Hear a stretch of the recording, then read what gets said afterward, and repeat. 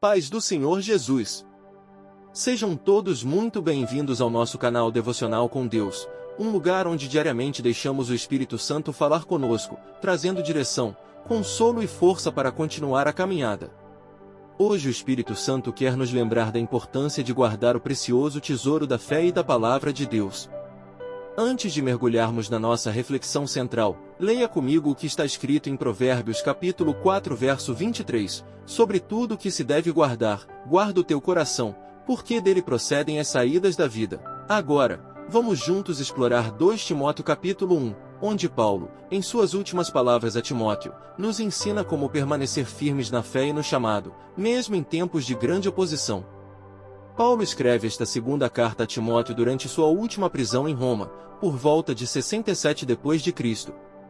Ele sabe que está próximo de ser executado, 2 Timóteo capítulo 4 versos 6 até 8, e deseja encorajar seu filho na fé a manter-se fiel ao Evangelho em meio às perseguições e à apostasia que estavam surgindo na igreja. É uma carta carregada de amor, urgência e legado. Assim como Moisés passou o bastão para Josué, Deuteronômio capítulo 31 versos 7 até 8, Paulo agora passa o bastão espiritual para Timóteo. 2 Timóteo capítulo 1 verso 1 até 7, reavivando o dom de Deus. Paulo começa lembrando Timóteo de sua herança de fé, trazendo à memória a fé não fingida que em ti há, a qual habitou primeiro em tua avó Lóide e em tua mãe Eunice. E exorta, por este motivo te lembro que despertes o dom de Deus que existe em ti pela imposição das minhas mãos. Porque Deus não nos deu o espírito de temor, mas de fortaleza, de amor e de moderação. Acerto 1. Reavivar o dom e não deixar o medo dominar. Assim como Josué foi chamado a ser forte e corajoso, Josué capítulo 1 verso 9, Timóteo precisava superar sua timidez e insegurança para cumprir o chamado de Deus. O Espírito Santo nos capacita a sermos firmes diante das lutas. 2 Timóteo capítulo 1 verso 8 até 12, sofrer pelo Evangelho com coragem. Paulo continua, portanto, não te envergonhes do testemunho de nosso Senhor, nem de mim, que sou prisioneiro seu, antes participa das aflições do Evangelho segundo o poder de Deus. Ele aponta para Cristo como exemplo supremo de fidelidade até a morte e reforça.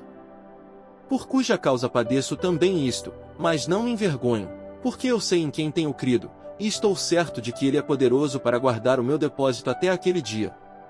Erro 1. Envergonhar-se do Evangelho ou recuar nas provas.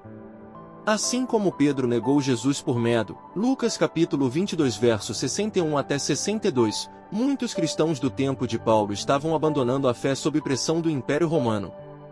O alerta é claro, não se envergonhe do Evangelho nem daqueles que estão sofrendo por ele.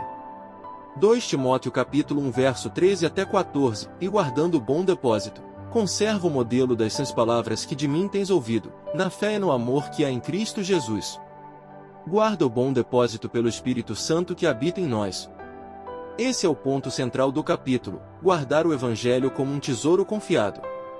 O bom depósito é a verdade da fé cristã, que precisa ser protegida contra heresias, medo e conformismo com o mundo. Acerto 2. Conservar as palavras de vida com fé e amor. Assim como Esdras dedicou-se a estudar, praticar e ensinar a lei do Senhor, Esdras capítulo 7 verso 10, somos chamados a permanecer fiéis à palavra e transmiti-la às próximas gerações. 2 Timóteo capítulo 1 verso 15 até 18, exemplos de abandono e fidelidade. Paulo menciona alguns que o abandonaram na Ásia, mas destaca Onesíforo como exemplo de coragem e fidelidade. Conceda-lhe o Senhor que naquele dia ache misericórdia diante do Senhor. E quanto me ajudou em Éfeso, melhor o sabes tu. Erro 2. Ser como os que se afastaram e deixaram o Evangelho. Assim como Demas amou o presente século e abandonou Paulo, 2 Timóteo capítulo 4 verso 10, há o perigo de deixar o chamado por causa de conforto ou medo. 3 grandes revelações deste capítulo. Primeiro, o Espírito Santo nos capacita a enfrentar o medo com poder, amor e equilíbrio. Ele é a fonte da força interior que precisamos para permanecer fiéis.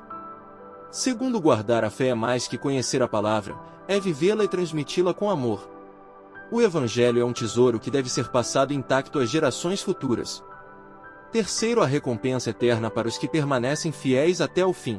Onesíforo é lembrado como exemplo, e assim também seremos honrados por Cristo naquele dia.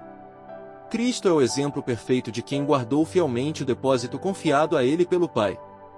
Ele suportou a cruz e hoje vive para interceder por nós, garantindo que nenhum dos seus se perca.